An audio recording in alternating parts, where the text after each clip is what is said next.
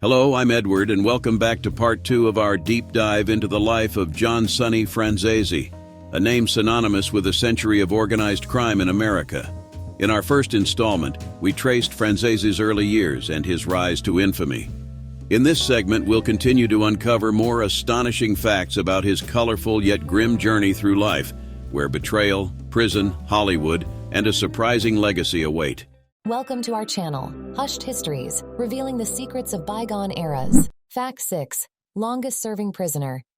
John Sonny Franzese Sr. was renowned for his longevity, not only in life, but also in his time served in prison. In 1967, he was sentenced to 50 years in prison for bank robbery.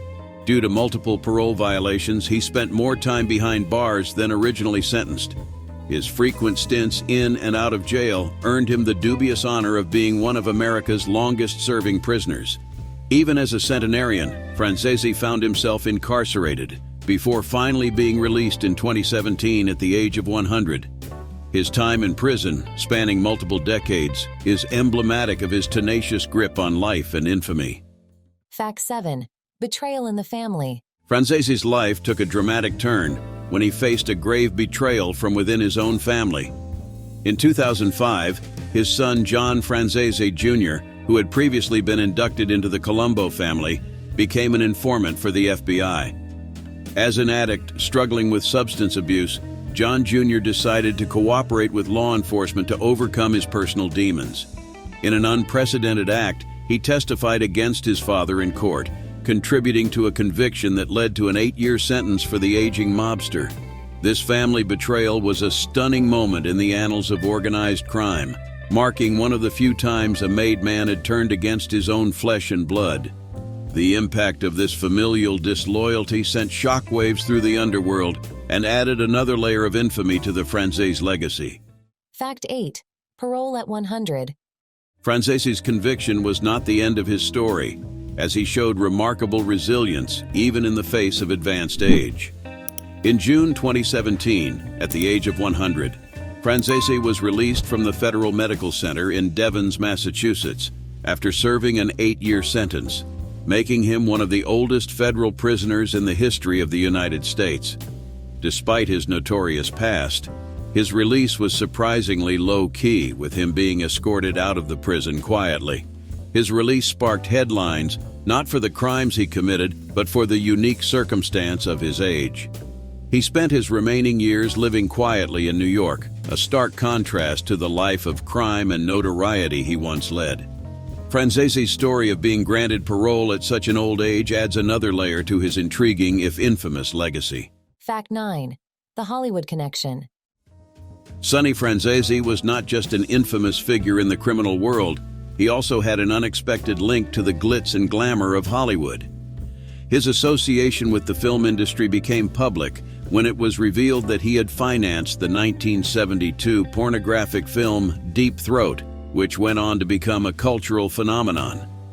Although initially marketed as a mainstream movie, the film quickly gained notoriety due to its explicit content, causing a stir in the cinematic world and the broader society.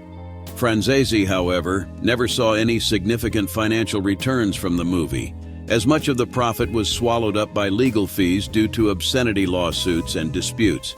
Nonetheless, his involvement in the film marked a unique intersection of the criminal underworld and the entertainment industry.